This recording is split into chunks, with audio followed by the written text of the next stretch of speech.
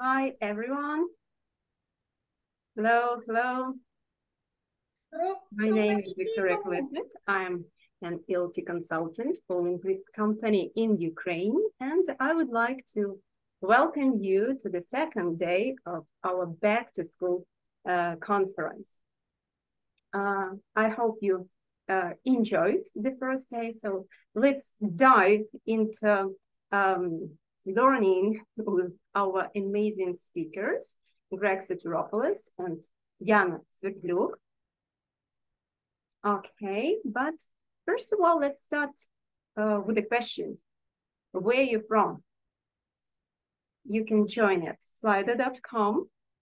Okay, I see. Or you can scan the QR code. Hello, Жмеренко. Svakoven. Hello. Okay.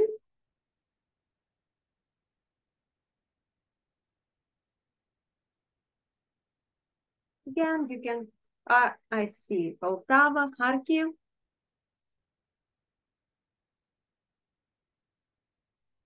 Greece. Hello. Chernivtsi. Hi. Then Kharkiv. Жмеренко. Tverih.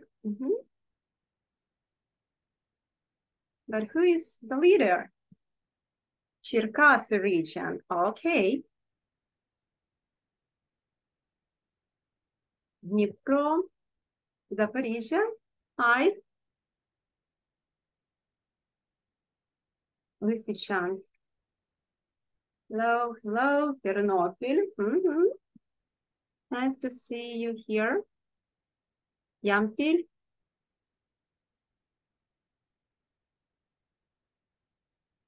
Okay, okay. So, Tverih. Yeah, thanks for coming. So, let's go further. And as you can see, our international speaker and coach, Greg, will share his ideas on how to develop different skills like cooperation, increase engagement, encourage risk-taking, and make this all happen in the real classroom with Fulbus Plus for Ukraine. Then we are going to have a quick break just for you to relax a little bit, to have a cup of tea or coffee, to stand up and just do something like this to stretch yourself. And then Yana Svertluk is linguist field consultant. Is going to present your ideas how to achieve desired goals in teaching grammar with Fulbus Plus for Ukraine. So today we are talking about teaching English in the secondary school classroom.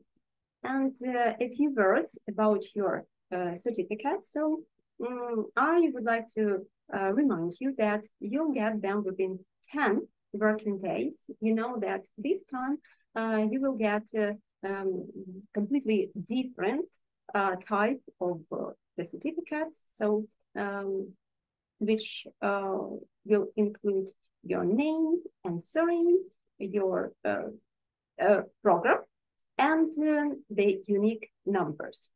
Okay, so I guess we are ready to start, and I would like to welcome our first speaker, Greg Sotiropoulos. So the floor is yours. Thank you, thank you, thank you. Give me a moment, everyone.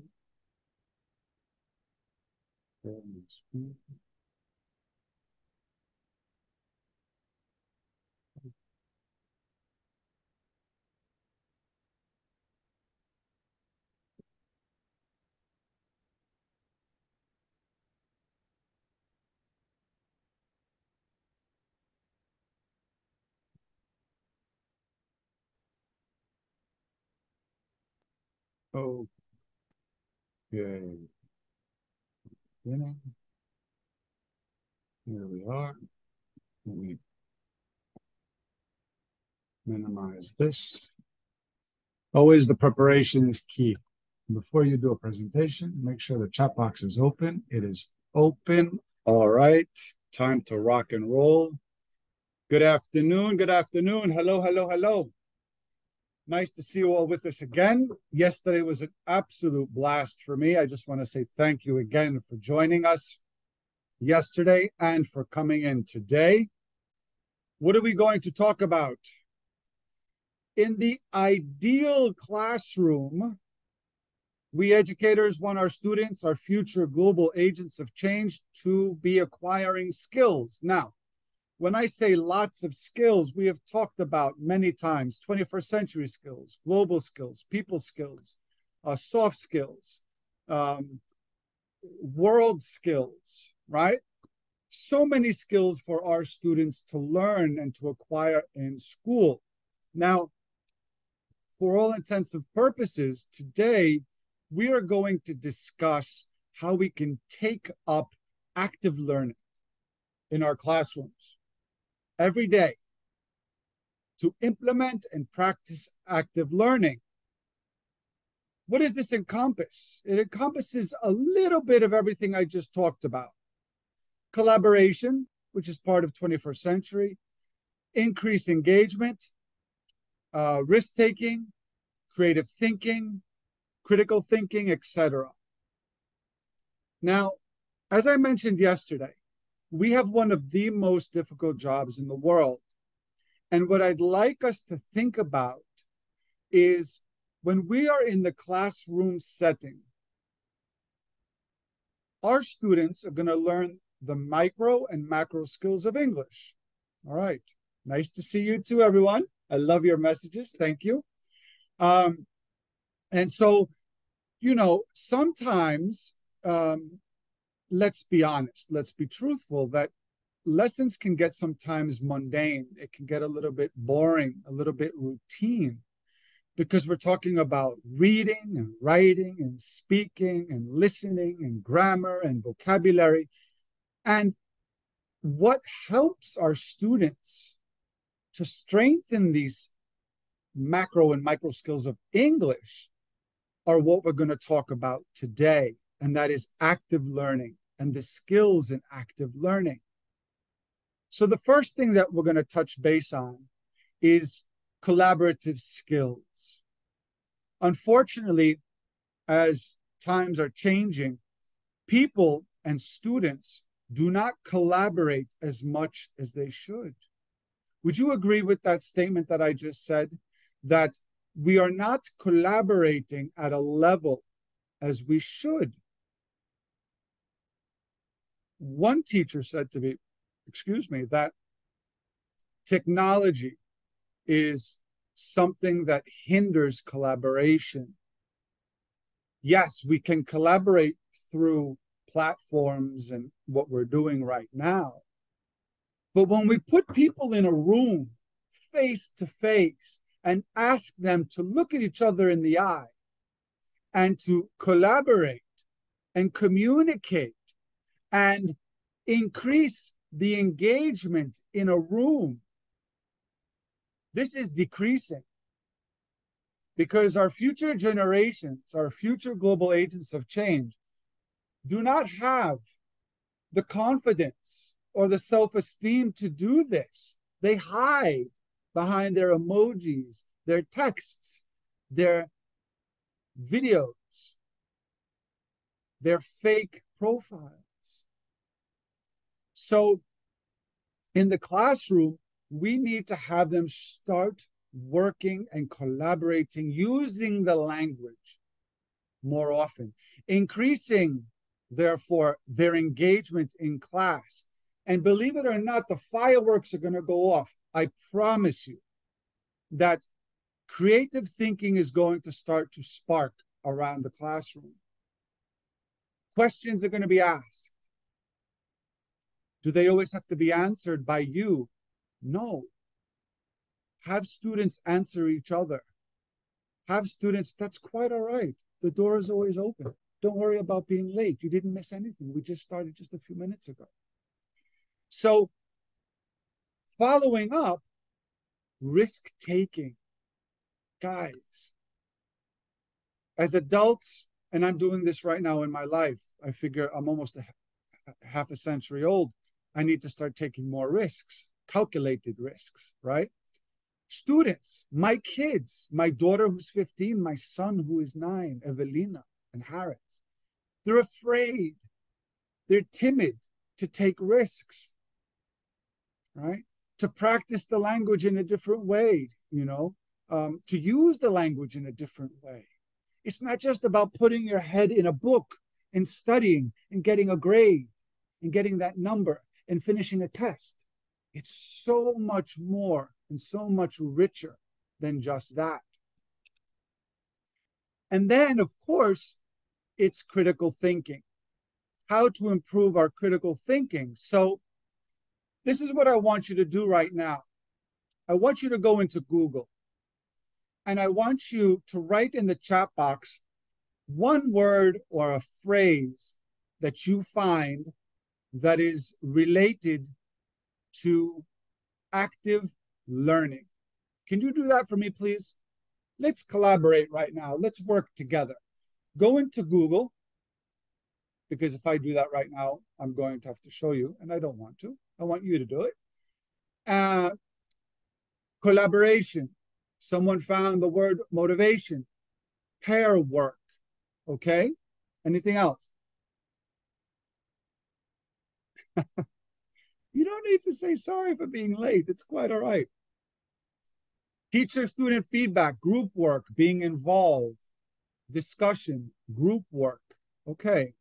Anything else before we continue? Discussion, working together, achieving something, being fully involved, experiences, communication, group work. A lot of you found the word group work. Problem solving, peer evaluation, creating, interaction. Okay, brainstorming.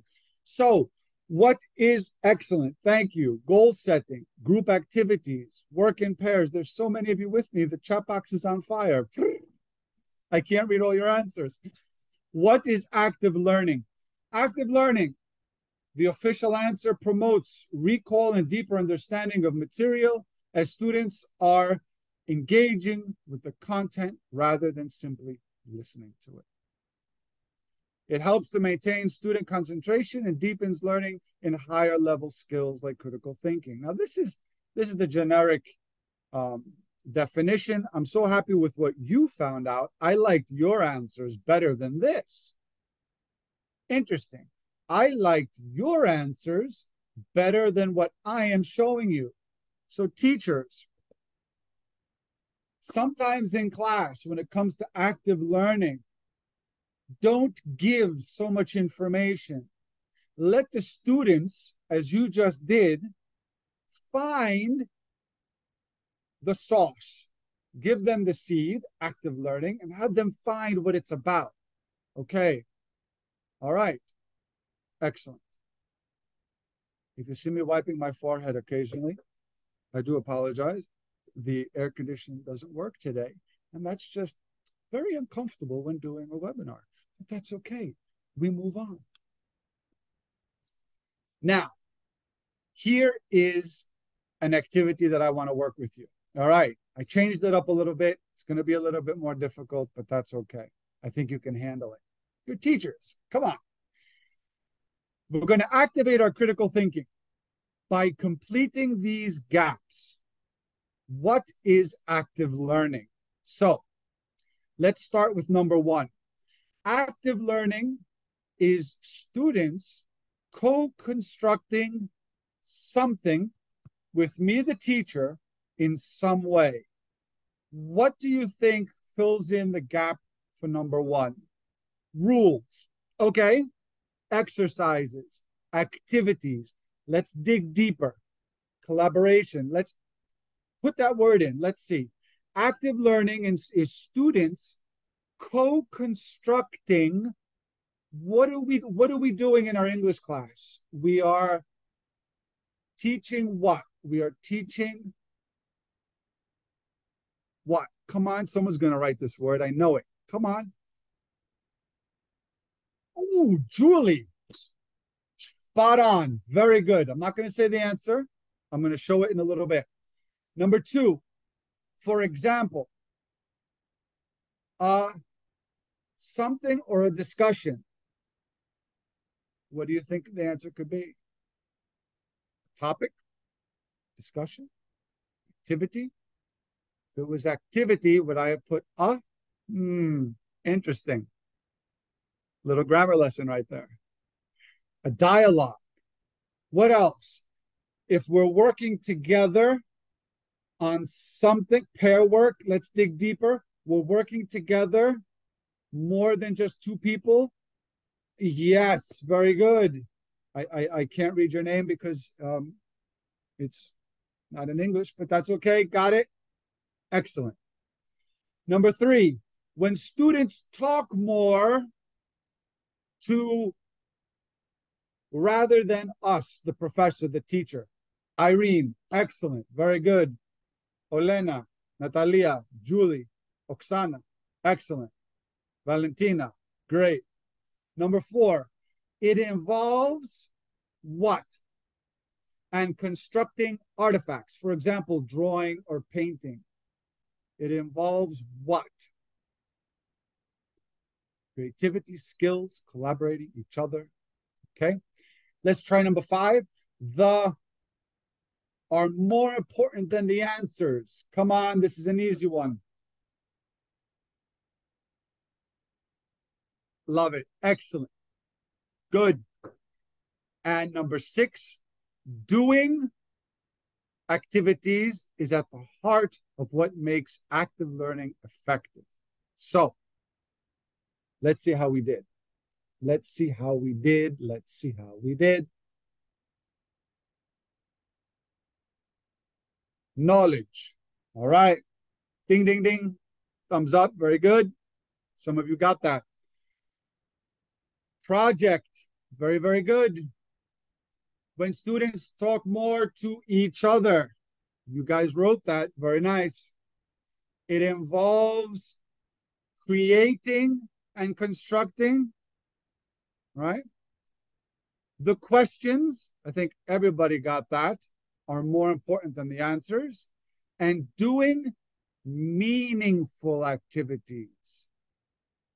Because, again, let's be honest, sometimes we are giving activities that are wasting the teachable moments. They're wasting time with our students. Okay. You're very welcome. You make me think at the same time. So, let's take a guess. Your students are in your class. Do your students sometimes look like this in your class? No, Greg. In my class? Never. My students don't do this in my class. They don't look at their phone or take notes or cheat or daydream or talk to one another or fall asleep or raise their hand constantly to distract me. How long before their attention starts to decline? Now, this is all about active learning. Yesterday, we talked about how to engage your students to start your lesson with a bang, to get them engaged and excited at the very, very first minute. And you're doing it. It's going. It's going splendidly. And then all of a sudden, you're losing them. So you guys are writing 5 minutes, a few minutes, 10 to 15, 20 minutes. You're very lucky. If you're losing their attention after 20 minutes, oh my goodness, I would love to come to your class. So the amount of information retained by students, synthesized by all of these kids, declines very fast after 10 minutes of listening. This is the truth. All right, I didn't just put this out of my hat. Okay.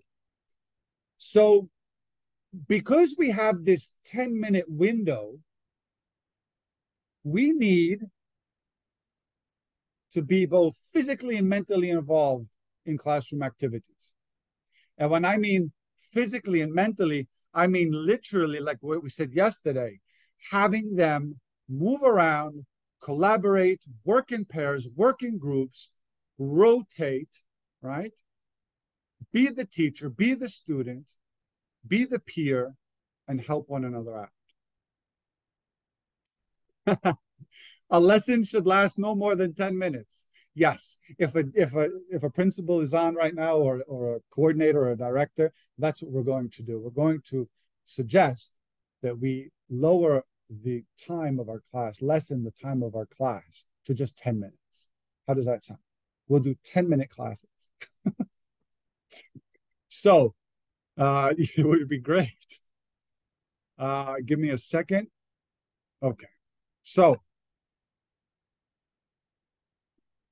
students, believe it or not, do not just sit there and soak up knowledge like a sponge. We assume sometimes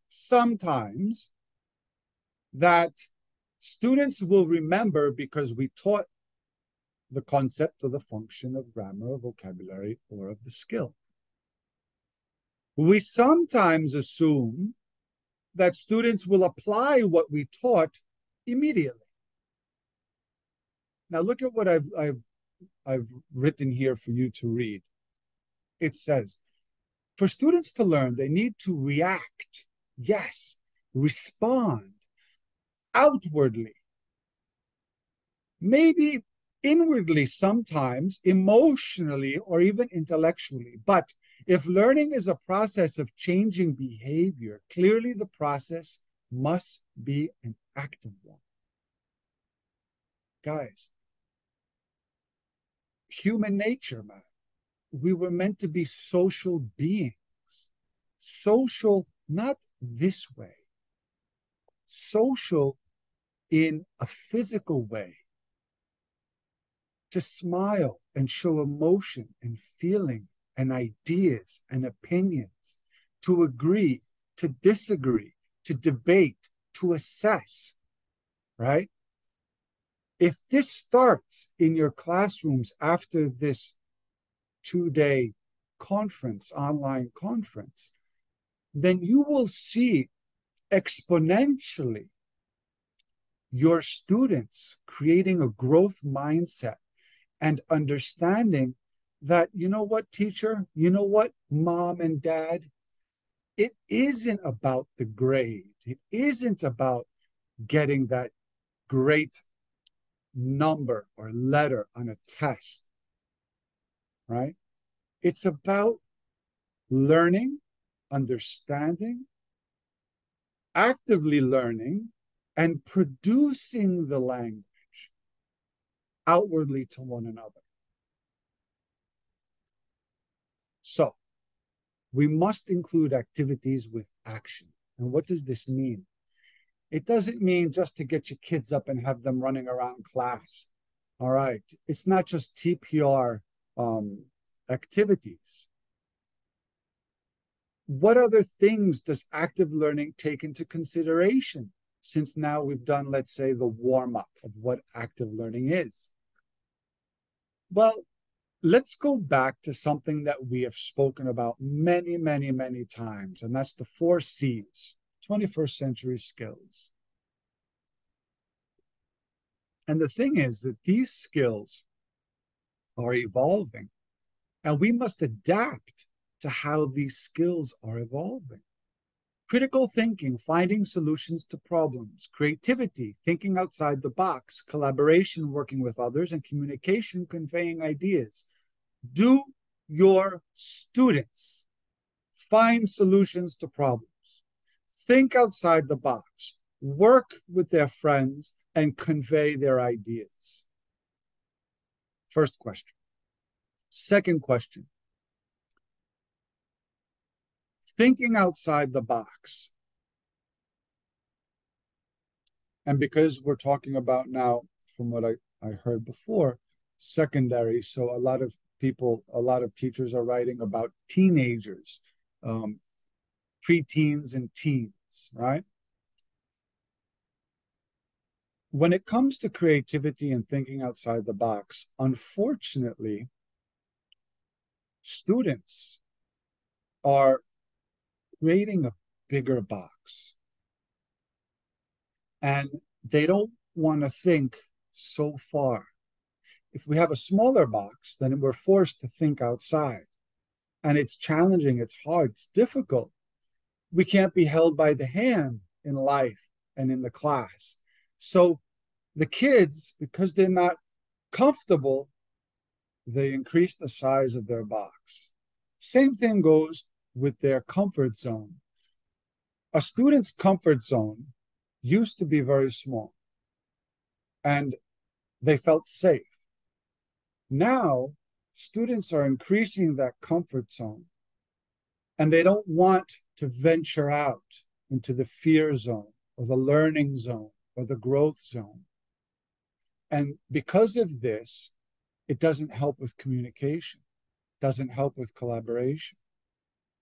Now, with finding solutions to problems, one quote or one phrase that students say many times is, I don't care. I don't care. It doesn't have anything to do with me. That problem has nothing to do with me. But in essence, it does. Because why do we call them future? Here, let me write it here for everyone very quickly. FGAC. Future Global Agent of Change.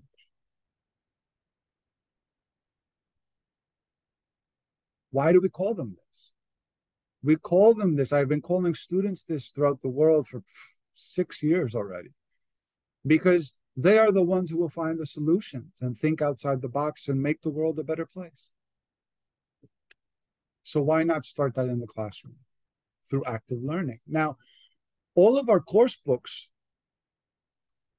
help our students to focus on these 21st century competencies and skills by actually showing it to them in the contents pages, as I'm showing you here. And look all the way to the right. We have the symbols and the icons that highlight which particular competencies they will find in each module and each lesson. Okay, that's very, I love what you just wrote. Our earth is in their hands. It is. Our earth is in their hands and they need to use what? In order to find those solutions, and it's in their hands, they need to use this more effectively. Okay.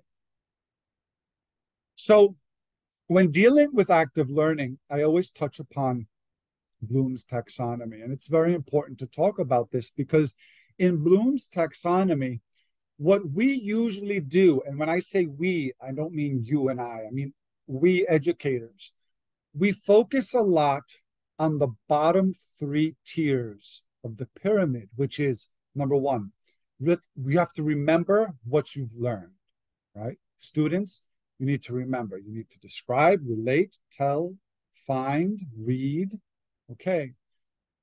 Prove to us, right, to us teachers and to your parents, that you understand your lesson. You understand the concepts and the functions. So discuss it, outline it, explain it, predict. Okay, fine.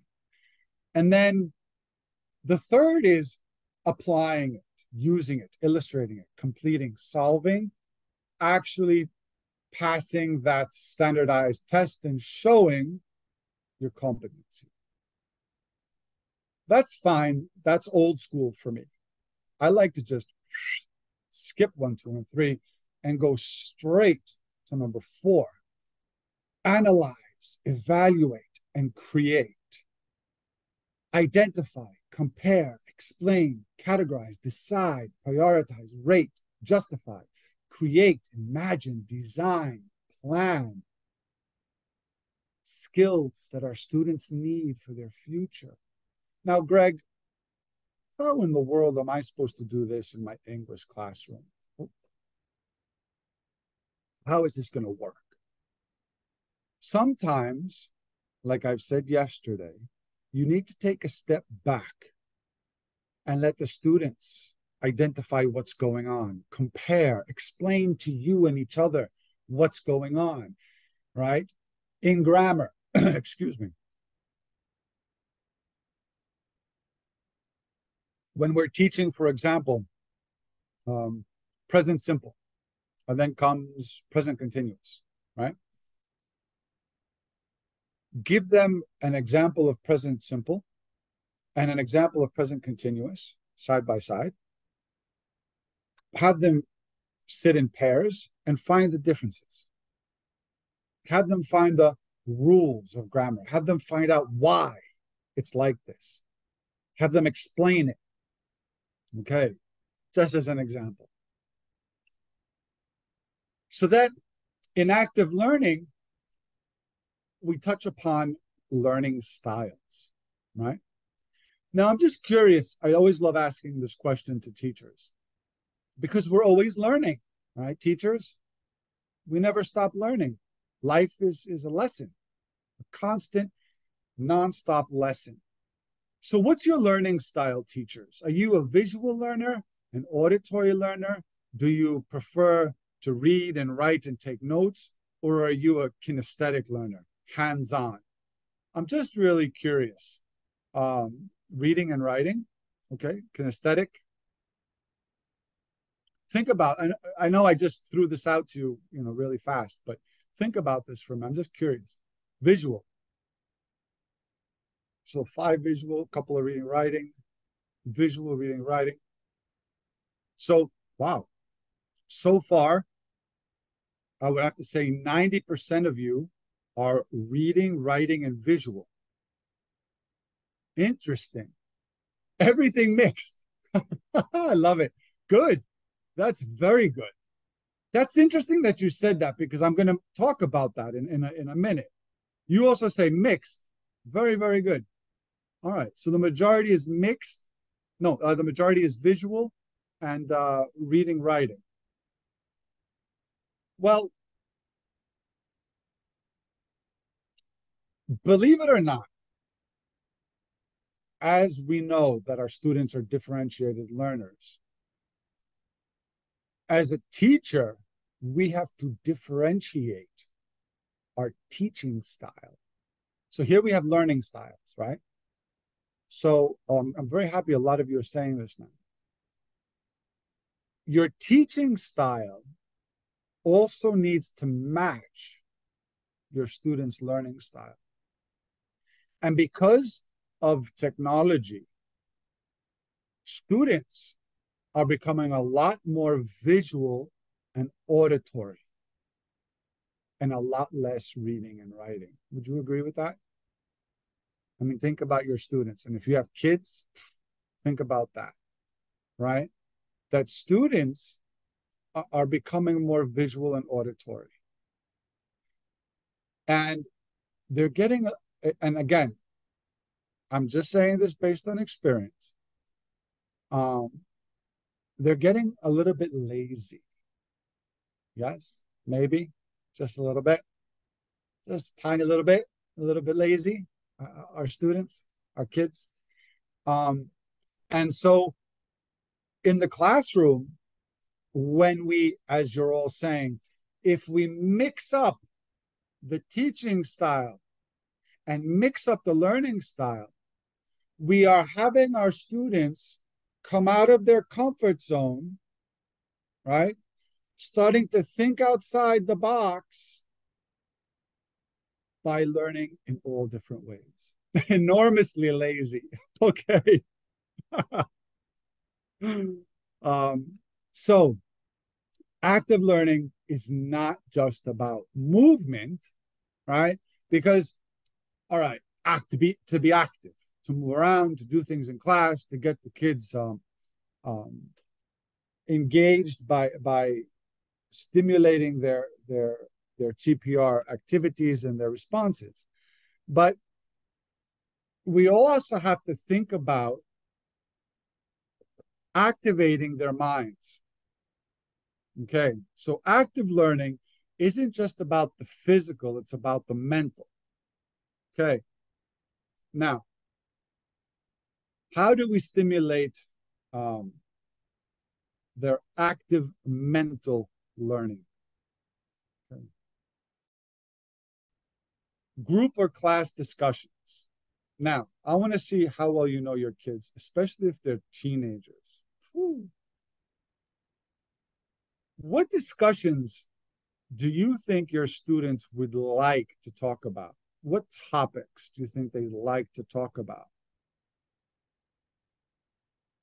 Our books, the topics in our books correlate to things that our students may have experienced already, are experiencing right now, or may experience very soon in their lives.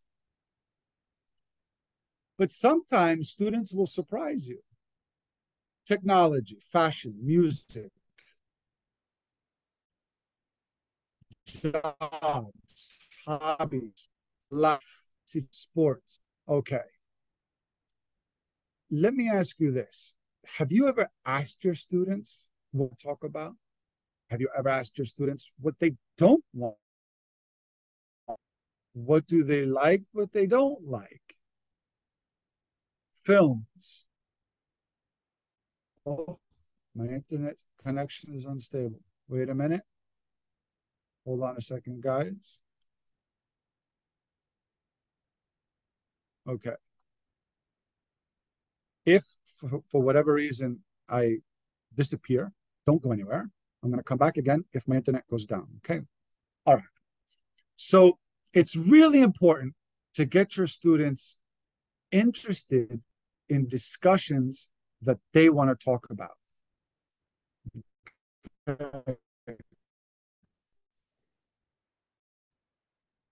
Here we have a sample lesson. And we have grammar. And we have what this speaking activity is about. Talk in groups of 4. Complete the table below.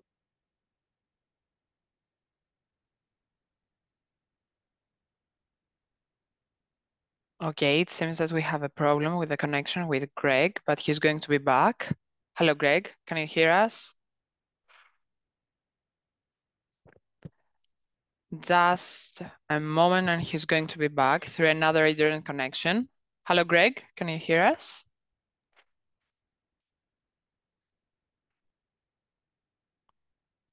Yes. Perfect. I guess that we were not able to listen to your last phrases, maybe. So if you could go back to the slide and give us again your tips. If we count to 15 really, really, really, really slow. Yeah. Back, back, back, back on. Yes? Can everyone see my slide? We can, yes. I guess that the last slide that we were able to see was the previous one, though. Ah. Okay. Oh, not this one. Not this one. This one. This one. Yes, right. Oh, no. You mean everything I said on this slide, no one heard anything? A couple of things, but the connection was really slow, so you were like a robot, you know. Because my presentations are never scripted. They're always I know. based on the answers in the chat box. Oh, okay. Okay, perfect. Okay, so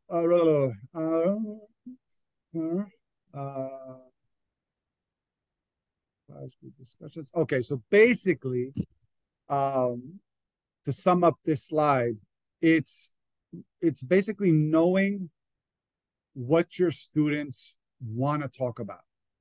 Don't assume, ask. Okay, and the reason why I'm saying this is because, as I just showed you here, wait a minute. Okay, in this sample lesson, if we go to the speaking activity, it says, talk in groups of 4, complete the table, and it talks about favorite musical instrument, singer, band, kind of music, favorite song.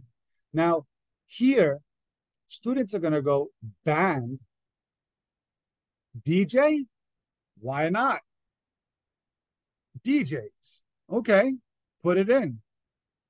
Music festivals, what's your favorite music festival?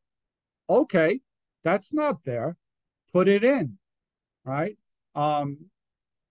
There's so many things that go on now that, especially in music, that students know about and we don't know. Let's learn from our students. Okay, all right. So it's like I said yesterday too, when we're giving you the teacher's book and these activities, I want you always, when you're preparing a lesson, to say, okay, where is the opportunity here to have active learning go beyond what we give them? All right. Plan B and Plan C. The next practical, wait a minute. Oh, no, don't close again. Sorry, guys. Okay. The next one to think about for active mental learning, pausing for reflection. When we teach, it's okay to have 10 minutes of silence. Let me share with you a quick story. When I was teaching in New York, I started teaching 3rd grade, went to 5th grade, and then 1st grade. So you can imagine a 2'2", 220-pound giant going to 1st grade. And when I went in and I started to ask questions, students would answer and they would go, oh, oh, oh, oh, oh, oh, oh, oh. And I would go, oh, oh, oh, oh. I'm like, do I have monkeys in the classroom? Is this a zoo? What is this? Are we gorillas? And the students would start laughing. And I would go, yes, okay, let's laugh a little bit, because laughter always helps, right? It relaxes us. It lessens the stress. But I said to them, let's be a little bit serious and respect everybody in class. Respect. Remember yesterday? Pillar in the classroom. Let's respect each other in the classroom. And when I ask a question, I want you to react or respond after 10 seconds. For 10 seconds, I do not want you to say a word. It is 10 seconds of thinking time. So let's practice this. You ask a question.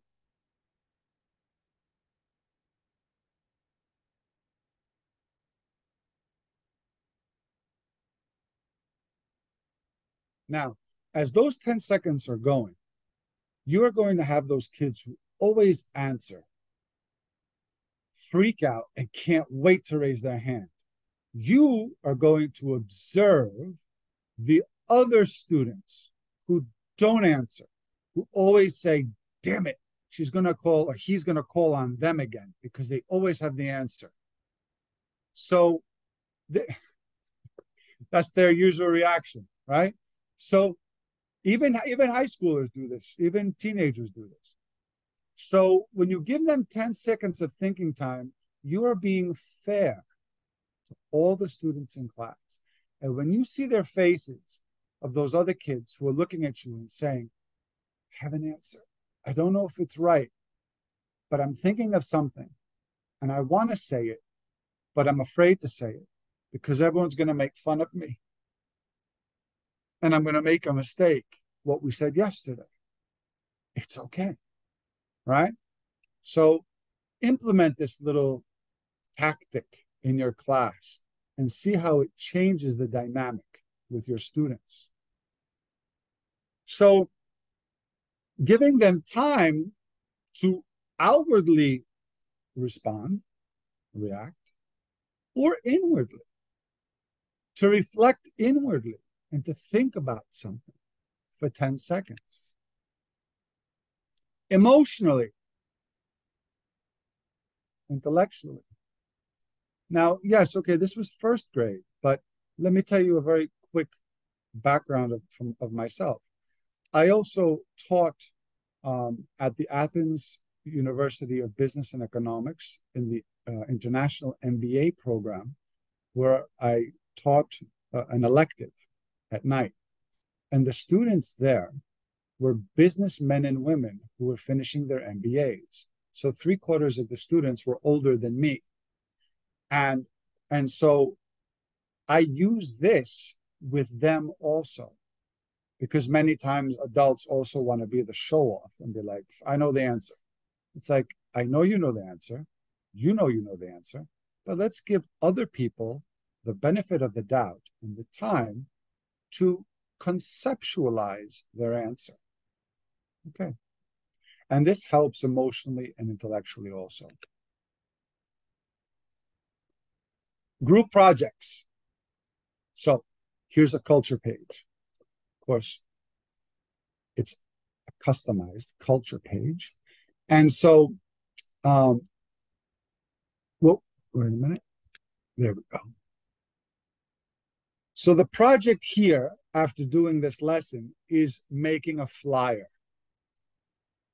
Do some research about another city or town in Ukraine and choose 2 of the most interesting places. Make a flyer, similar to the one above. Now, when students are looking at this, you're looking at the student's reaction.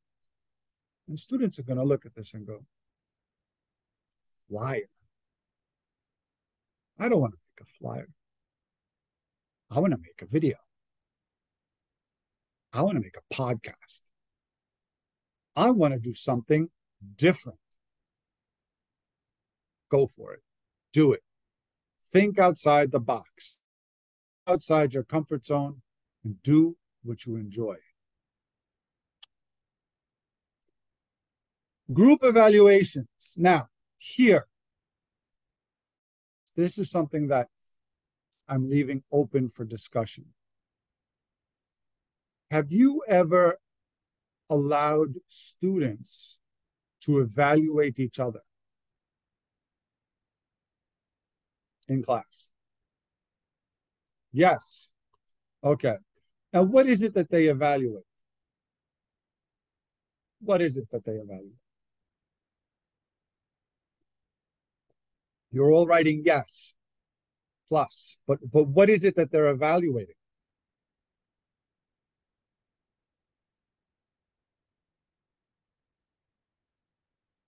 Their group projects, teenagers, to say what you liked most and why. Interesting. Try the other way around, to say what they liked least and why. To assess, to retell, to tell what they liked or want to improve, how much the students were involved. What all of you are talking about is academia, right? What they learned about English. How about they start to evaluate their interactions with one another? How they participate, how they speak to one another, how they act towards one another. How did they make each other feel during the project or the participation or the collaboration? Why am I saying this? Because when students start to collaborate and communicate and use their critical thinking and talk about their social emotional intelligence, their social emotional wellness, see what happens with the team of students week by week.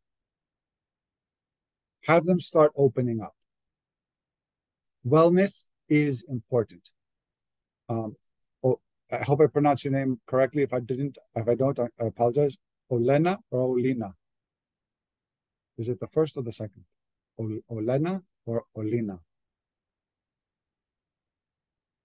Yes, you wrote it, but am I saying it correctly? The first one. Olena. Yes? Thumbs up? It's really important, you know? I mean, a name is very, very... Yes, she is Olena. Olena. Okay, thank you. So yeah, it's really important. Wellness is extremely important, and it should be evaluated in class. Role playing. Oh man, I love role playing. Love role playing. It is so funny to put students in a position where they are so uncomfortable and to see how they can react. Okay. And really it's hilarious. And one of them is having students act as parents. Let's meet a webinar.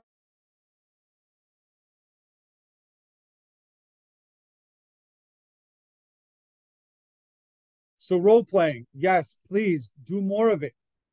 Visiting site. Oh no, it's gonna happen again. Why? Oh no. Can you hear me? Yes, now we can hear you. We lost you for a couple of seconds, don't worry. Wait a minute. Yeah, sure. I changed it. No. What? Okay. Visiting sites. Now, you know, I put this in the presentation, and then I thought about it. I said, should I take it out? Should I leave it in? No. Visiting countries, visiting sites, visiting places, discussing about experiences, about their personal realia, right? Very, very important.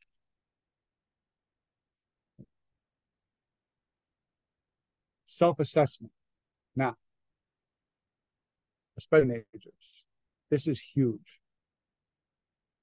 In our books, we have objective beginning of the module, and at the end of the module, we ask the students, okay, we told you at the beginning what we expect from you, of you, and at the end, we want to ask you to ask yourselves if you can do the things that we talked about at the beginning. Now, being a teenager, my daughter being one herself, she will go and say, they don't even read what this says, and they just tick. Yes, yes, yes, yes, yes, yes, yes, yes, yes. But if you pair up your students and they have to talk to one another and ask one another, can we talk about activities? Can we do this? And then they start answering these questions. Okay. I'm giving you a different way to look at things. All right. It's just a suggestion. All right. Sometimes it works, sometimes it doesn't. All right. Think, pair, share. I love it. TPS. We have TPR and TPS, total physical response, and think, pair, share. Collaborative learning strategy, where they have to work together to solve a problem. Interesting. A question about a reading. Together. Students, well, we can use it practically. Yes. Students here work in a rotation method. Okay. You rotate the students. Higher performing with lower performing with average, average with higher. All right. With think, pair, share, they're going to feel more comfortable in time sharing their thoughts, their opinions. This definitely improves their social skills and their speaking and listening skills. So in this pair work activity with student A and student B, what I like to do here is have the students create their own dialogues. Have each pair of students just run with it. Don't give them so much structure. Guys, our student, man, Kids, oh, and this is going to be the webinar on Friday, next Friday. When kids have to study, right? They have so much pressure. When they have to finish school, and in school they don't just have English, they have like 8, 6, 7, 8 subjects that they have to study for. They have homework in every subject. It's like, come on, they're kids. So when we give them a pair work activity like this, right? What 13? 13 subjects. 13 subjects? Is that what you mean by 13? No. Really? Oh my Lord. 13 subjects to study for. Whew. So when we give them an activity like this, don't give them so much structure. Have them go crazy with this. All right. Okay. You get the point. Peer teaching. Teenagers. Come on, guys. They're the ones to get up in front of the class, talk to the class, teach the class, explain to the class, explain to groups. Yes, you get them up in front of the class. You have them stand, show their body language, how it's supposed to be, the tone of their voice, the intonation of their voice, their eye contact, and have it go.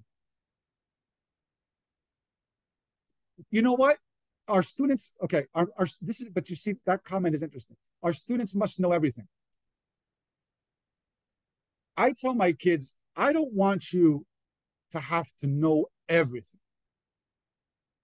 I want you to understand everything. But it's not necessarily important to remember everything, right? But then it just goes back to, I have to remember because I have to pass the test and get a good grade, right? It's impossible to know everything. I love it. I hope you say that to your kids, right? They like being a teacher. I'm glad they do. It's so important. And, remind them that you are a student, that they, if you have 30 kids and if you have 30 students in your class, you, in essence, have 30 little teachers teaching you about life too sometimes. Tell them this. Share this information with them. Sometimes your university students teach a class or part of it. Bravo. Awesome. Short demonstrations followed by a class discussion. Short demonstrations on what? How to make something, how to grow something, to do an experiment, to get from a place to a place, to make graphs. I don't know. You can create more to this list. Have your students, ask your students, what do they want to demonstrate? In doing so, short demonstrations are awesome to be used with our CLIL lessons. Okay, just as a suggestion. Multimodal delivery, engagement in class. So we have visual learning, verbal learning, kinesthetic, social, and real time regarding active learning. Some of the students are too shy to teach others. That's okay.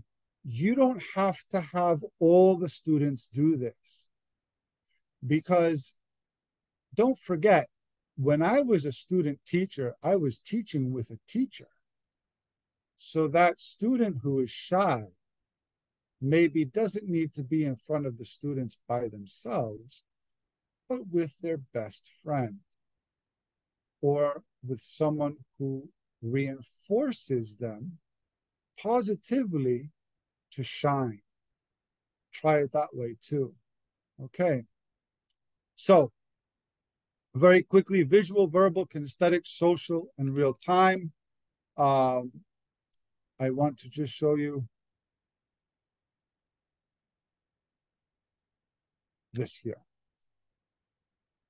60-second paper game. Okay. This is something that I wanted to leave you with because time is of the essence right now. In every class, there are students who want to be the teacher. Plausible deniability. Shy students belong to the majority. Oh, Then get a bunch of shy students up in front and see what happens. But make them laugh. You be the clown. You are the ones who will change the environment, the emotional environment. Okay, get them more relaxed. At the end of class, ask students to note down what the most important thing they learned in class today. 60 seconds, they write it down. Have you ever done this before? Try it. Okay, and see what happens. Greg, what do we do? Do we collect these answers? Sure. What do we do with those answers? Put them on the board. Put them on the wall. Have the students go and see. All right. So after 2 weeks with active learning, what happens? Students, right, at the end of your lessons will remember 10% of what they read, 20% of what they hear, 30% of what they see, 50% of what they hear, 70% of what they say, and 90% of what they do.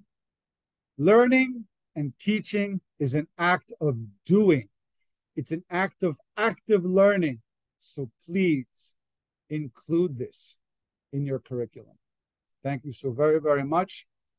I'm sorry that I rushed the last couple of slides, but I wanted to give time for my colleague.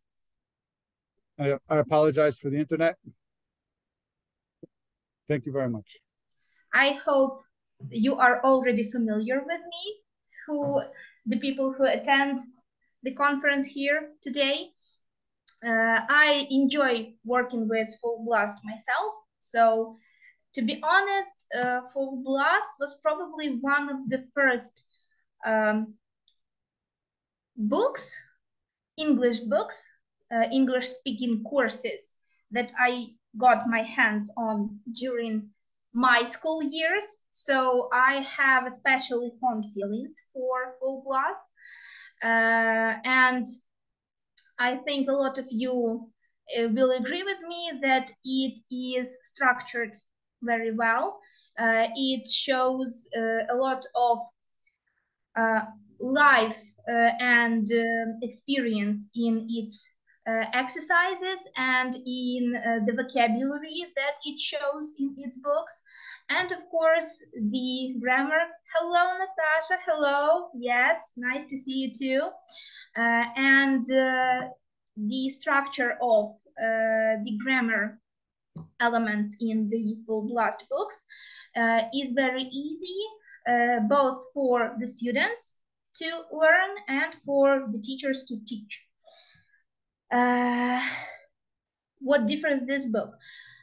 I think most of you will agree with me that Full Blast has more language that is shown in day-to-day speech, because sometimes different books have different approach to what vocabulary they show, what vocabulary they present to students. But to me, Full Blast is a great choice simply because it is a very down-to-earth book in terms that it's easy to work with, especially for students. Okay, so today I will share with you a few of my tips and tricks that I use while teaching grammar for students, and how you can use Full Blast Plus and also add those tips and tricks to your teaching arsenal, so to speak, and achieve all of the desired goals when teaching grammar to students. So, as usual, my contact information, because maybe some of you will have questions. And if you maybe have any questions considering our pilot projects for the 7 forms, I will be happy to help, because I'm responsible for the pilot projects in when it comes to Linguist.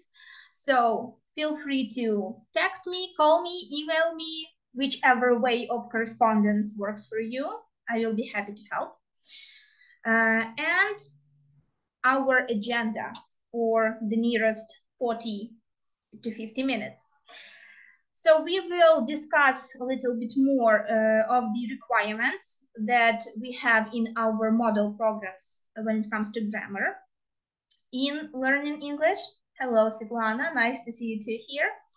How can we use Full Blast for Ukraine to teach grammar to our students? 5 steps that would be easy to follow when teaching grammar, and of course, some fun activities that we can use to teach grammar.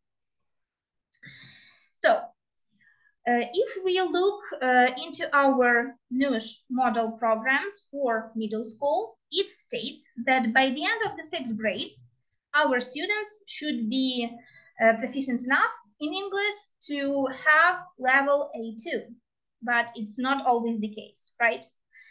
And by the end of the 9th grade, they should be proficient enough to reach level B1. But of course, we all know that reaching a certain level of proficiency in English depends not only on us as teachers, but also on the children, on our students, how they comprehend what we teach to them, how they decide to use it or not use it maybe. So yes, all of those different circumstances, they influence the result that we will get by the end of not only the 6th or the 9th form, but also by the end of the 5th, 7th, and 8th form. And when it comes to grammar, yes, for level A2, our students need to learn all of those grammar topics. It's a lot even to look at, right? But that's not all. If we talk about level B1, it's even more than that. So yes, the students have a lot to learn, and we have a lot to teach, especially when it comes to grammar topics, because vocabulary is, of course, a way for the students to use the grammar that they learned.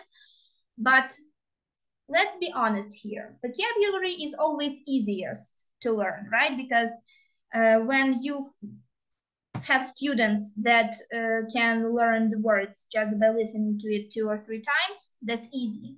But maybe to learn a grammar rule for them, it's like the brain is overheating and maybe exploding a little bit. But yeah, something like that may happen. Thank you, Serhiy. Very happy to see you here too. Okay. So when we open Full Blast 5 for Ukraine, we will see that the grammar is divided into smaller portions, sections, that is easy to comprehend for the students. So for example, we have present simple and we have affirmative sentences. And we also have some prepositions of time that can be used when we talk about present simple, when we create sentences in present simple. And then we have grammar in the next topic with adverbs of frequency, or maybe there is a ra. So yes, all of the grammar rules are divided into smaller portions, smaller sections. But also we have the grammar reference pages at the end of the books, the students' books, that gather all of those parts together, and that your students can use to find maybe some useful information when they have no time to look through the pages and find the correct rule that they need to use. They can open grammar reference and just look at the page and find whatever they need. Hello, Oksana. Hello. Same goes for the grammar book. I think some of you are already familiar with the grammar books that our course Full Blast Plus has. The contents of the grammar books, they reflect the contents of the students' books. And they have even more activities, even more exercises that can be used to improve the knowledge of the English language. What I especially like about the grammar books is that they have the section with the rule, with the grammar rule, and they have also examples of how that rule works. But also, before we even see the rules, we see a picture or maybe a small comic, call it as you like it, where the students can see that certain grammar topic or grammar rule be shown. So for example, we have subject personal pronouns, we have possessive adjectives, and we have the verb be. And if you have maybe the grammar book or the fifth form and you open it to see it a little bit more closely, you will see that the sentences that are used in the conversation between the characters that we see in the picture, they have elements of subject personal pronouns, of possessive adjectives, and different form of the verbs be. And don't forget that we also have the speaking and the writing sections that will also help us and our students improve our speaking abilities and our writing abilities by using all of those grammar rules that they have learned. Full Blast 6 also is fully equipped with the grammar sections and grammar exercises, and they also reflect all of the requirements that we have in our model programs. So you can see all of the grammar topics that can be that you can see in the book, and the second half of the book is also here. And as usual, they are divided into the smaller sections and given in each topic of the unit.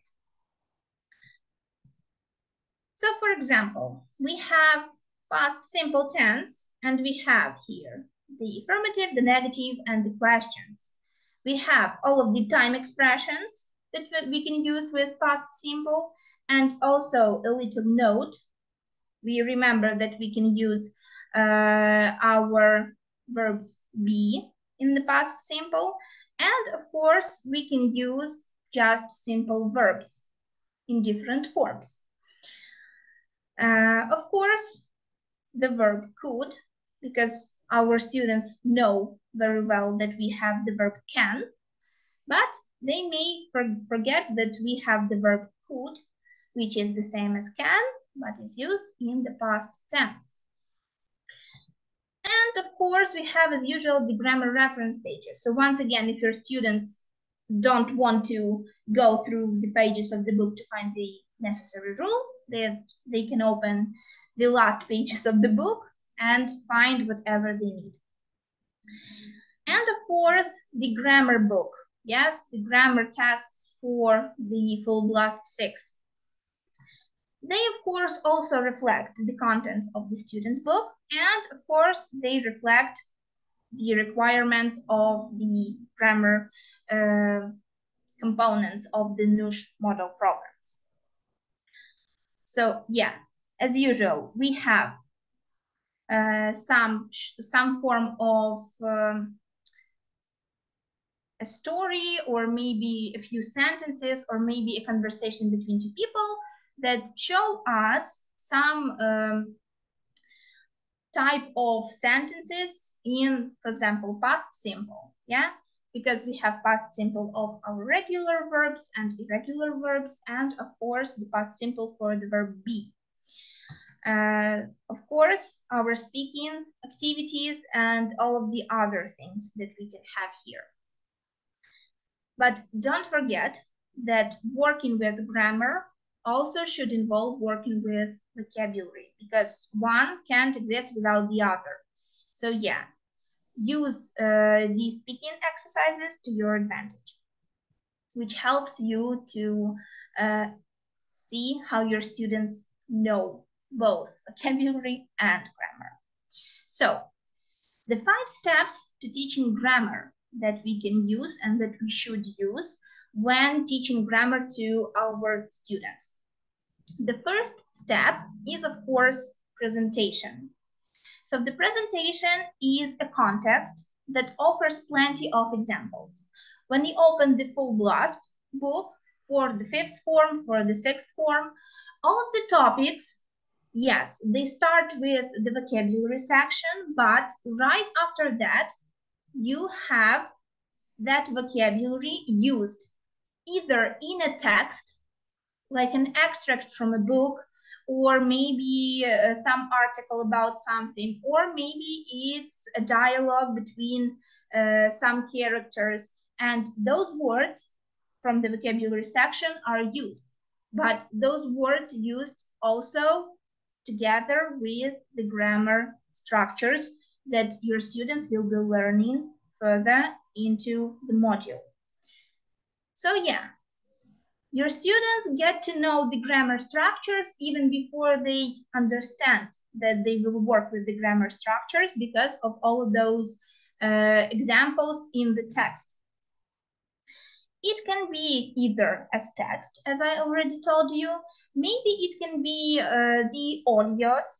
Maybe you tell your students to close the books and listen to the audio first, and then open the books and find maybe some words or structures that they heard while listening to the audio. Of course, it can be maybe some visual representation. So either you put something on the blackboard, maybe some informational cards, or maybe you show them a short video where you are using some grammar structures or some vocabulary structures from the topic that they will be learning. Or maybe you even combine some different forms of presentation. Either it be audio, video, or maybe just you speaking or showing them some pictures. Okay, after the presentation, our next step is, of course, comprehension. Our students need to understand what we are teaching to them, right? Because when they don't understand, what's the reason in our teaching? So the comprehension, the understanding can be checked in many different ways. For example, you as a teacher can use your usual grammar or maybe vocabulary exercises to check the progress. But maybe some of you are using some different approaches to checking the progress, how your students understand. So can maybe someone share their ideas about checking the comprehension of students in the chat box? Or are you all using just simple grammar exercises and nothing else? Or maybe you prefer to ask your students to maybe create sentences with those grammar structures.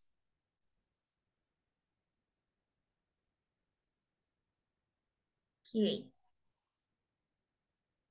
So are you all using just simple grammar exercises to check the progress of your students of understanding for them the topics?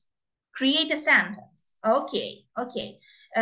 So when you ask them gap filling, complete the dot. Okay, so are you asking them to fill the gaps? For example, do you give them any words or maybe grammar structures to fill those gaps? Or you just give them the dialogue or the text with gaps and leave them be, allow them to find the answers by themselves? Do they have options to choose from? Or they need to find out to, yes, options? It depends. Okay, so sometimes you give them options, sometimes you just give them time to find out what you wanted them to put there. Okay, mixed. Create, continue the sentence. Okay. Okay. Matching exercises very well. Okay. So games, yeah. So I think if hit the mall, oh, nice.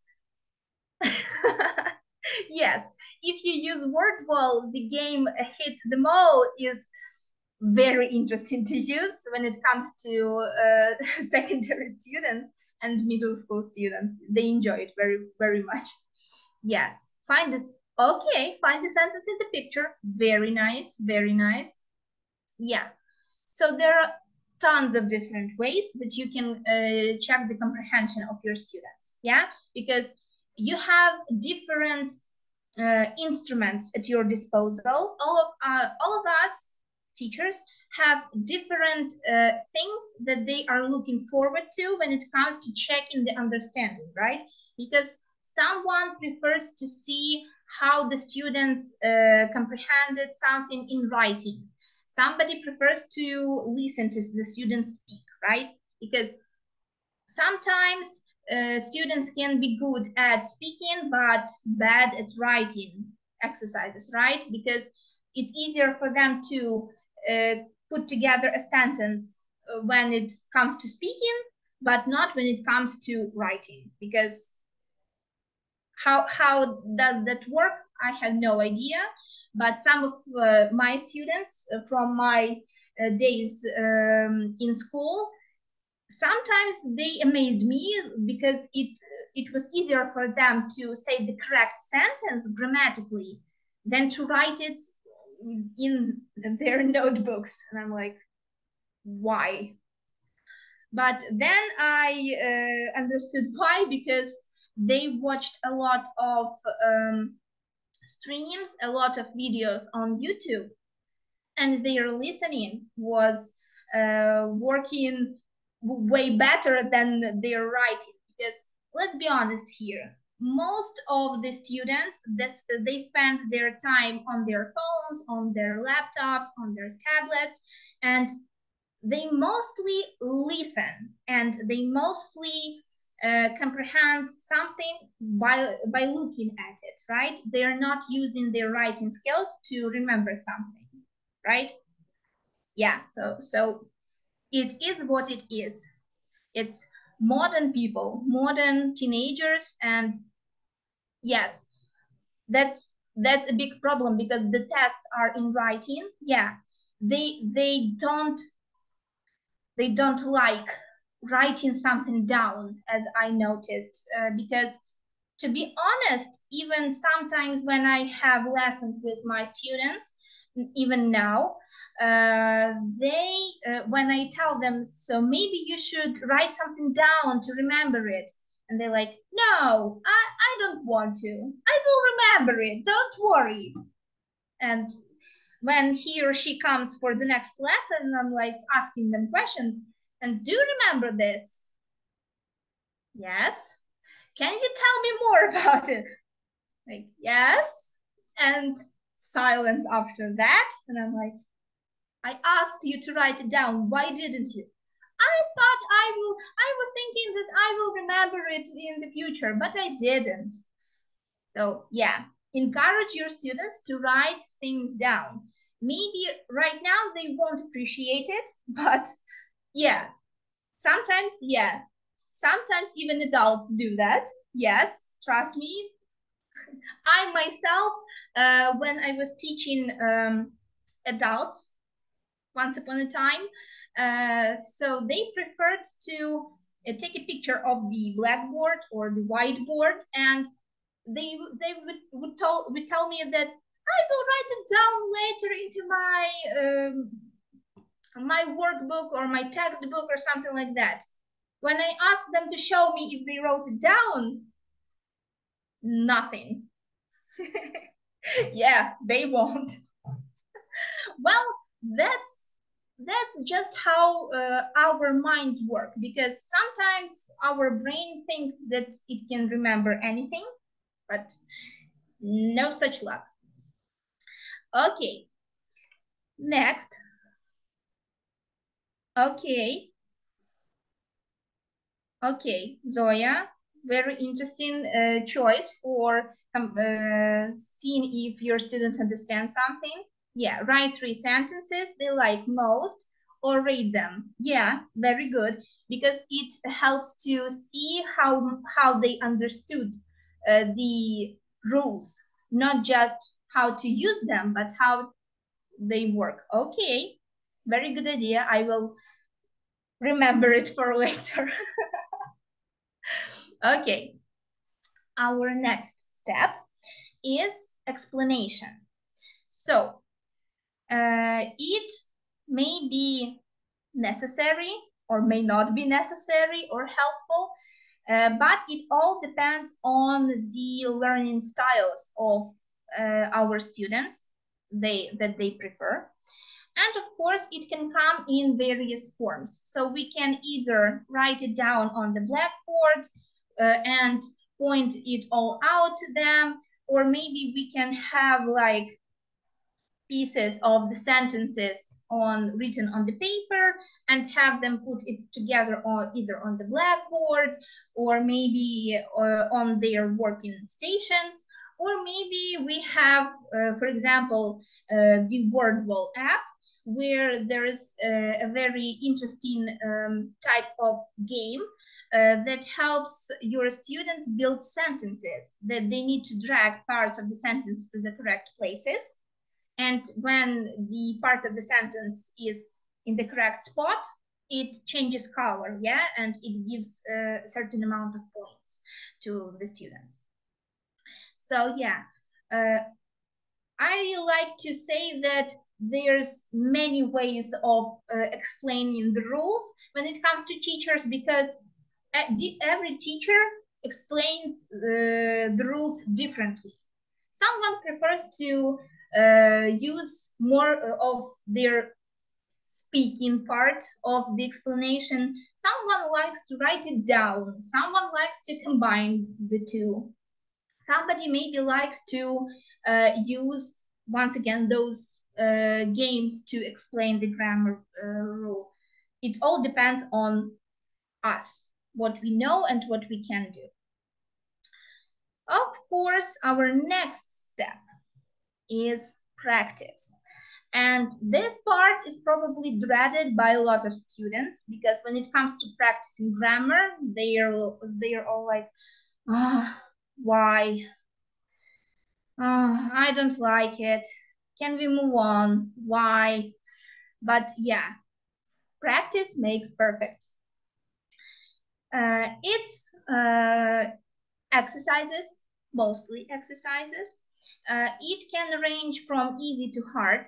It can be maybe a mix of the two, because sometimes for some students it's better to go from the easier exercises to the hardest exercises.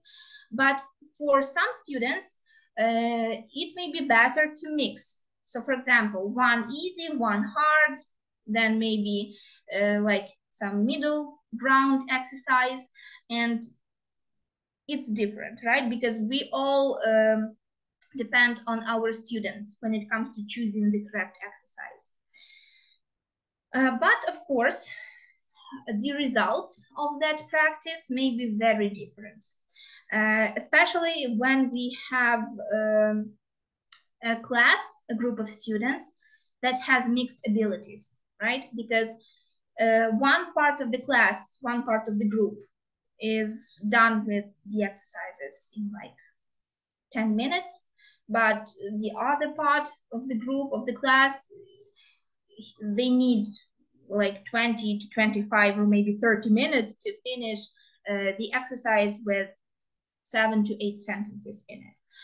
So yeah, be mindful of choosing the exercises when it comes to mixed ability classes, because sometimes when your students see that they can't do something, they can either copy the work from their classmates, or they can just go like, I don't know what to do, I won't be doing it.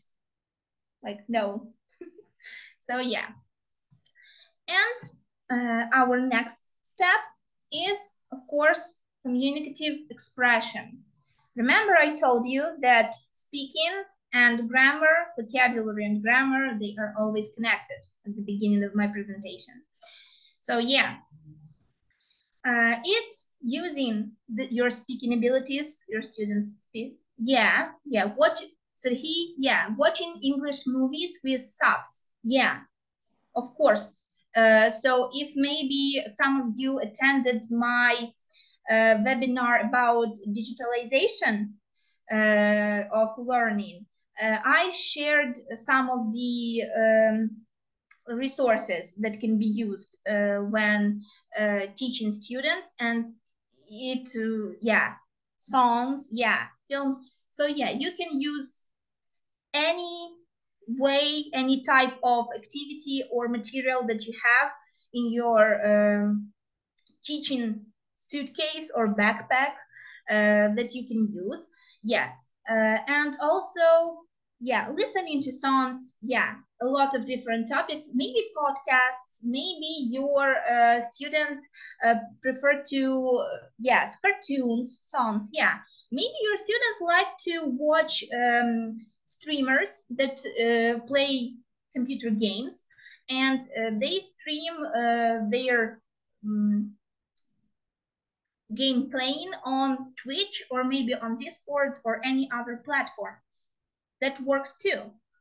So any and every approach you can have.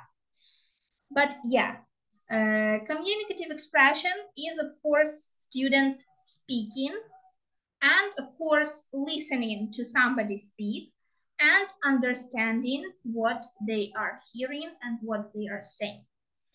And of course, by doing that, yes, all have bloggers, So I will show you some of the games. Can you, I can give you the resources, but please, can you write me to my email, and I will give you the document with those resources. I will be happy to share them, don't worry. Proverbs and sayings, So, for example, when one of my students saw the expression to hell and back, so they understood what it meant, because they know that hell in Ukrainian is peklo, and so they understood what it meant to say to hell and back. But for example, when my other student saw the expression for heaven's sake, it was like, heaven's sake, why? I will share my contact information at the end of the webinar of conference. Sorry, I'm still thinking about my webinar. I will share my contact information, and you will be able to take a picture or screen it. And so I said, heaven, you know what heaven means, but sake is like almost like sanity for a person. And he was like, oh, I understood now. So something like that. Once again, different approaches, different types of tasks that you can use, it all works, because you choose those tasks, those types of exercises when it comes to your students. When you see that, for example, you need to work with them when it comes to phrasal verbs, of course, you will choose the topics, the exercises that are full of phrasal verbs for health, for food, for nature, for technology, for something like that. Okay. And of course, I promised you to share some fun activities that can be used for teaching grammar.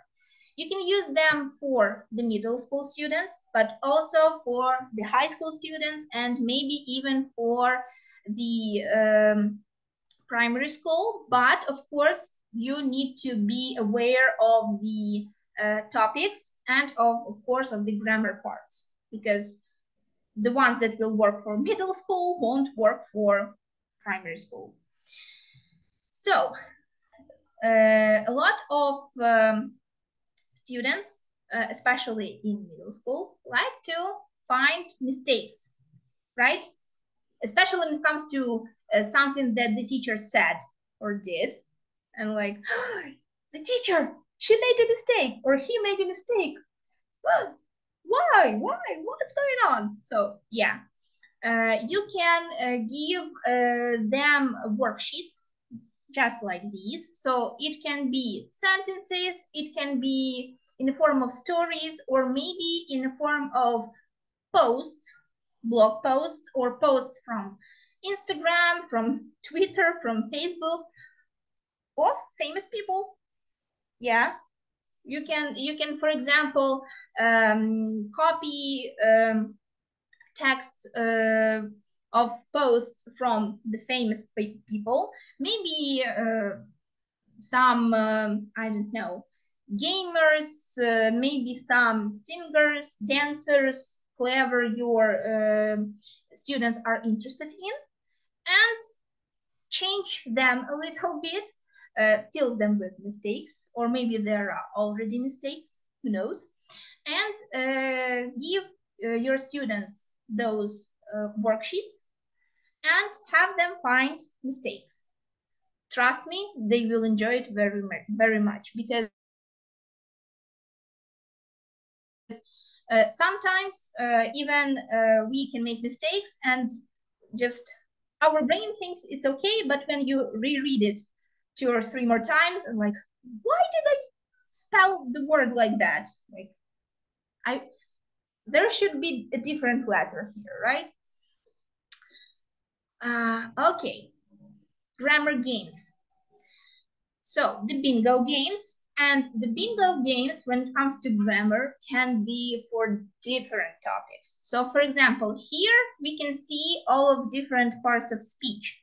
So noun, adverb, noun, adjective, and for example, wherever your student lands on the bingo card, they need to, for example, if it's a noun, they need to say, for example, book. Yes, when it's a pronoun, they can say, I don't know, he, she, they. The odd one out is probably best to use when it comes to past simple, right? When it comes to learning all of the different forms of the verbs. And yeah, so for example, in this worksheet that I'm showing you on the screen, can you look at, for example, the first 3 lines and put in the chat box which words are the odd ones out? So in the first line we have was, broke, drink, pot. In the second line, forgot, give, hit, cut. In the third line, dreamt, ate, build, build. Okay. Okay, we have a lot of, so 1, drink, yeah, good. The second one, give, okay. The third one, yeah, see, so yeah. So you can use it to even for comprehension purposes, right? So your students can see, can show what they understood when it comes to the forms of verbs in past simple. And you can also, for example, see just if they know the difference between the regular verb and irregular verb. Okay, very good. And of course, the dice games. So we, as children, probably played a lot of dice games, but sometimes even children right now play a lot of dice games, for example, Monopoly or any other type of board game. But the board game in the form of dice game can also be used for learning grammar or maybe checking the progress of learning grammar. So for example, we have the gerund and infinitive forms, right? And for example, Our dice rolled to number 4. And we have a sentence. She avoids do laundry. How should we change do? Or maybe it's a correct form. What do you think? Okay, doing, right? She avoids doing laundry. Yes. Or for example, maybe after a few more tries, our dice rolls to, for example, we reached number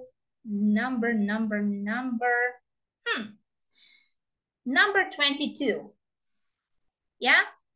So here it is. She doesn't mind, lend me money. So is lend the correct form to use here? Or maybe, yeah, lending. See? So, yeah. So maybe sometimes it would be the correct form. Maybe sometimes it would be wrong. It all depends on the situation and the sentence that our game gives us. Okay. Hot potato game. For the Ukrainian ear, it sounds a little bit weird, but our Ukrainian children also play it, but they don't call it hot potato game. They call it a little bit different. So, but the way to play it is basically the same, right? So we have our hot potato cards here, and the directions say cut apart and place in an envelope. So for example, you cut this game field, you cut out the words, you put them maybe not in the envelope, but for example in a hat, whatever you have handy, and you have your students pick out the words. Yeah, and for example, when they picked out fuzzy, they need to make a sentence with it. For example, in past simple, right? We are loving past simple today. So for example, what sentence can you create with the word fuzzy, with the adjective fuzzy, in past simple? Can you tell me your ideas in the chat box? So just a simple sentence, nothing super duper hard, just a simple sentence with the word fuzzy. Fuzzy was a bear. Okay, good. A very interesting choice. Okay. Anyone else? Your writing was fuzzy. Okay. He wasn't fuzzy. He said he was fuzzy. Okay, nice. Cat likes to sleep. Okay, so when I think about fuzzy, I thought about my slippers that I had when I was a child, and they were very fuzzy. So I thought about saying I had slippers which were fuzzy. Something like that. Okay, let's see. Pencil, for example. A sentence, let's say in present continuous with the word pencil.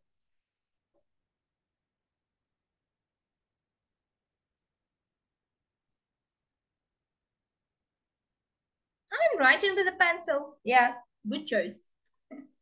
Very good choice. You are always, yeah, you're always taking my pencil. She's holding a pencil. See? Easy.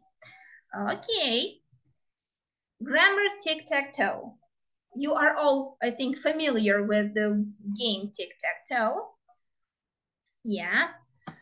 Oh, and when a student makes a line, either horizontally, vertically, or diagonally, he or she won. Yeah, so for example, we have simple and compound sentences.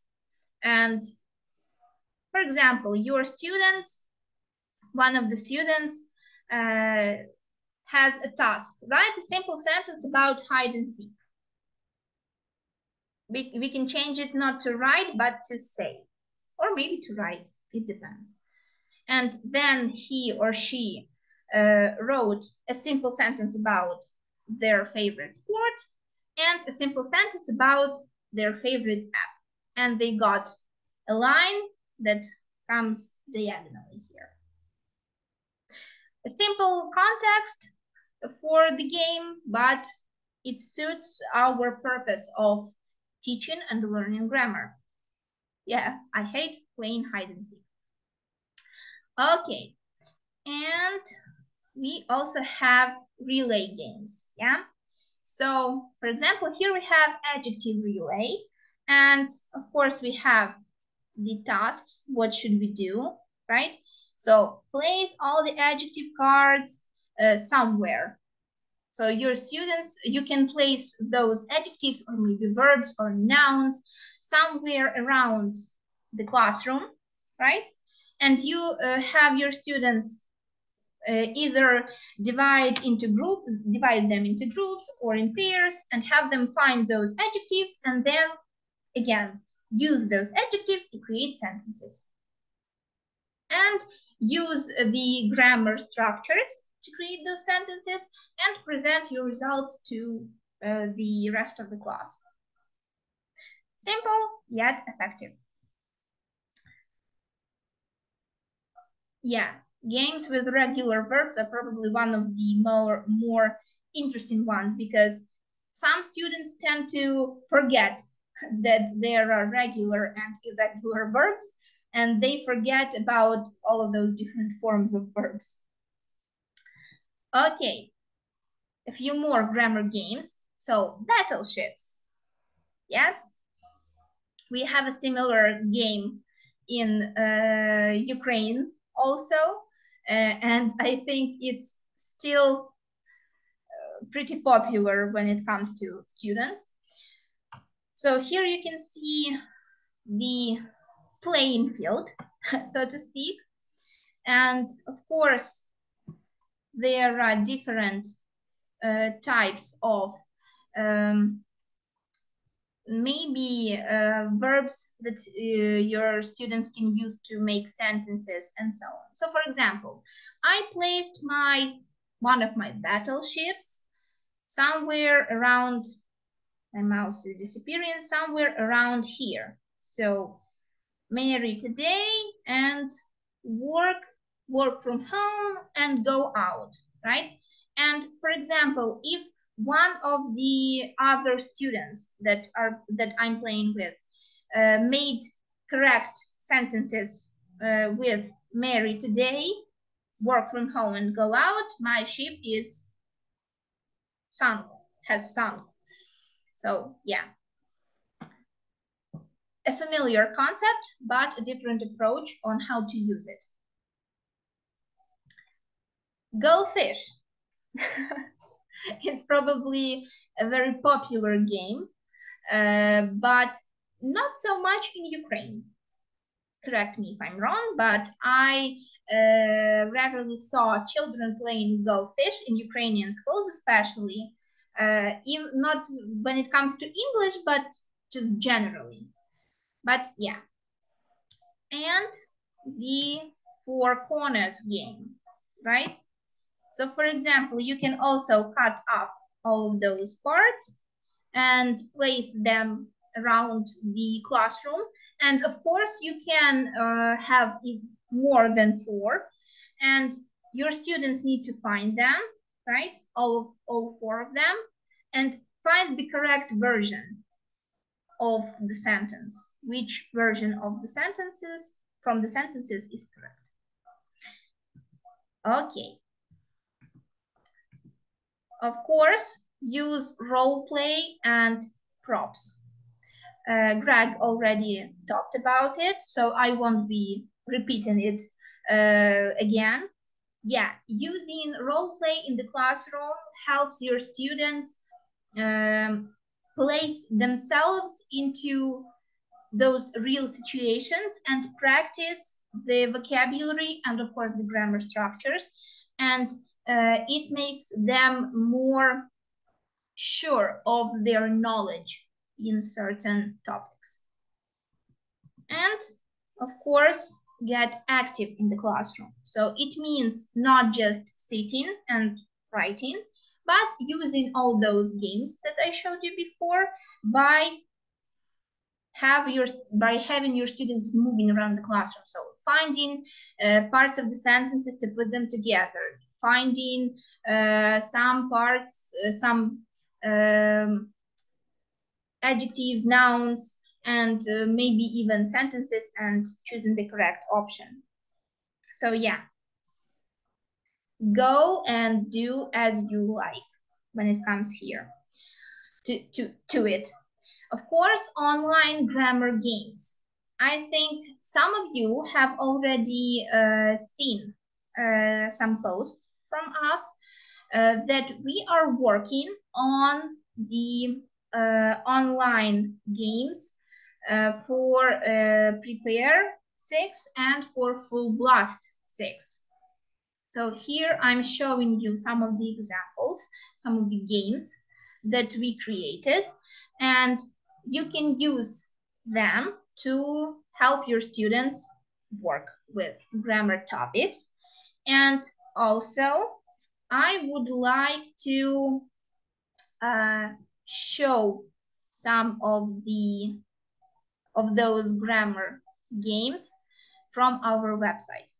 So can you tell me if you see my screen that has our website? Yes. Okay.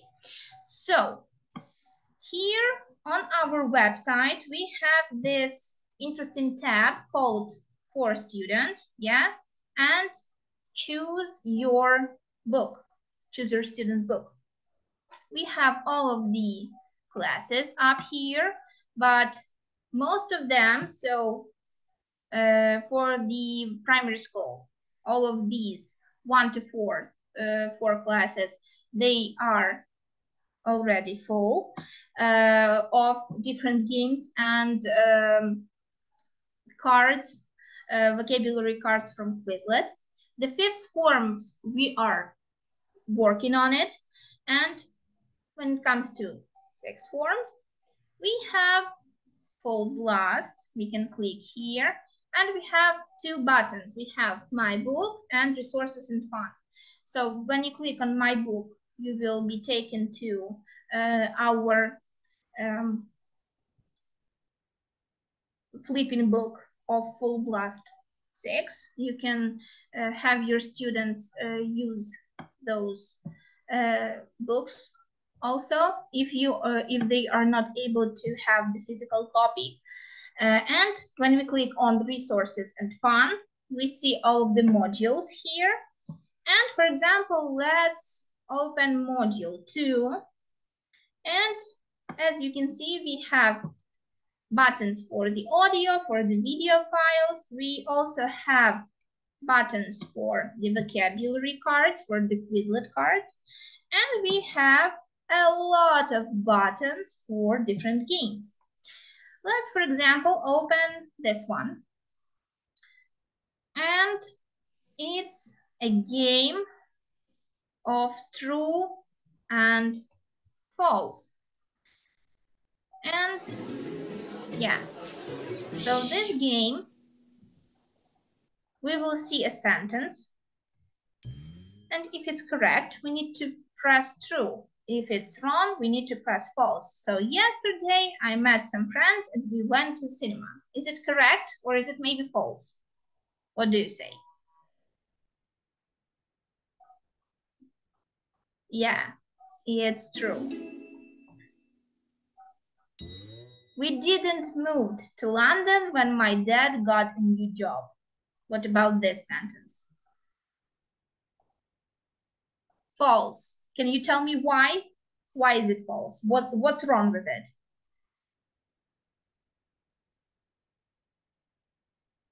Move, yeah. Didn't move. Okay, okay. So you see there are a lot of different types of games that can be used for the students from our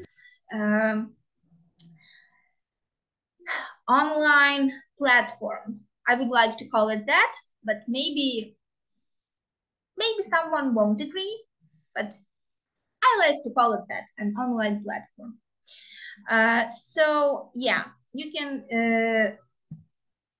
go back to our website, look through the units, through the games, and maybe vocabulary cards on Quizlet, and see if maybe you have some ideas that you can share with us. We will be happy to see all of your ideas. And so once again, okay, let me see. So I won't, yeah, have to click through all of the slides again. So if you want to learn more about the Full Blast course, you can scan the QR code on my left and visit our publishinglinguist.ua website. It will take you straight to the Full Blast course page. And maybe if you want to buy something from the Full Blast course, you can scan the QR code. It will take you straight to our online shop. Once again, my contact information that can be useful for you. If you, maybe some of you want that list of digital resources, write me, text me. I will be happy to share it with you. And yeah. So I'm done here. Thank you all for seeing me, for being with me. Thank you, Victoria, for arranging it, for making it happen for all of us. And the floor is yours. Okay, thank you, Yana, for sharing your ideas with us. I think your tips will really help teachers in teaching grammar to secondary school students. And thank you so much for taking time to present this topic to us. And my dear colleagues, thanks for coming, and I'm so grateful for your passion and desire to learn. I wish you a wonderful start to the new school year. I know you will keep on doing great things, especially now. So stay strong, and remember, you matter, your work matters, and I'm here to help and support you whenever you need it. Okay, yes, I see. Thank you.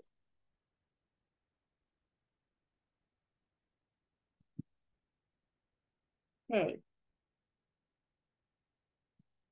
Thanks for coming. Goodbye.